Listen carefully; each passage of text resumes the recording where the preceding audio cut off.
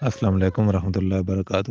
اکثر سوال کیا جاتا ہے وساوس کے بارے میں کہ وسوسے آتے ہیں، بہت زیادہ سوچیں آتی ہیں، بدگمانیاں اور گندے گندے خیال آتے ہیں، اپنی شخصیت کے بارے میں آتے ہیں، والدین کے بارے میں برے برے گندے گندے خیال آتے ہیں، بہن بھائیوں کے بارے میں، مقدس رشتوں کے بارے میں خیال آتے ہیں، یا جو ہم کلمہ پڑھتے ہیں یا درود شریف پڑھتے ہیں اس کے بارے میں خیال آتے ہیں، بدگمانی، بے یقینی اور عجیب و غریب سوچیں آتی ہیں، یا کوئی قرآن مجید کے بارے میں، خانہ کعبہ کے بارے میں، نبی کریم صلی اللہ علیہ وآلہ وسلم کے بارے میں، اللہ تعالیٰ کے بارے میں، اور مختلف سوچیں، سوالات جن کو اگر بیان کیا جائے تو انسان کفر کے اندر چلا جاتا ہے۔ بات یہ ہے کہ مسلمان کو اگر وسوسے آتے ہیں تو یہ ایمان ہونے کی نشانی ہے۔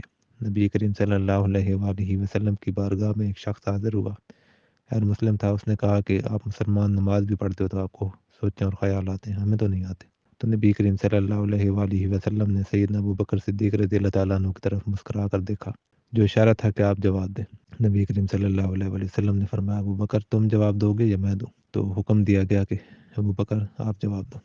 تو سیدنا ابو بکر صدیق رضی اللہ تعالیٰ عنہ نے پوچھا اس یہودی سے کہ ایک کمرہ ہو وہ انگاروں سے بھرا ہوا ہو اور دوسرا کمرہ ہیرے جواہرات سے، تو چور کس میں جائے گا؟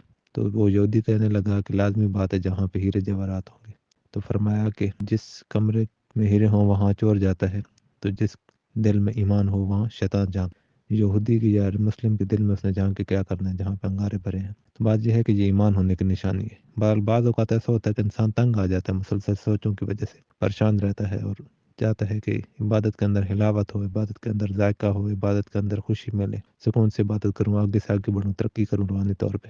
تو اس کا حل یہ ہے کہ جو شہادت کی انگلی ہے دائیں ہاتھ کی، وہ اپنی ناف پہ رکھیں، پیٹ والی ناف پہ رکھیں اور کپڑا ہٹا کے انگلی شہادت والی رکھیں اور 66 بار پڑھیں اعوذ باللہ من الشیطان الرجیم۔ یہ 66 بار پڑھنا ہے، 66 ٹائم پڑھنا ہے اس کو۔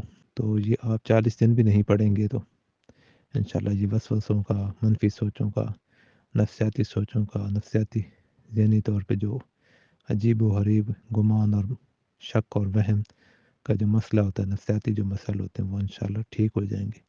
زندگی کا معمول بنا لیں تو آپ کی شخصیت میں چمک، آپ کے خیالوں میں شائستگی، شفافیت اور حسن پیدا ہوگا۔ تو یہ اعوذ باللہ من الشیطان الرجیم خود بھی پڑھیں اور بیٹیوں کو، بہنوں کو، بھائیوں کو، پڑوسیوں کو، رشتہ داروں کو بتائیں، سب کو اس کی اجازت ہے۔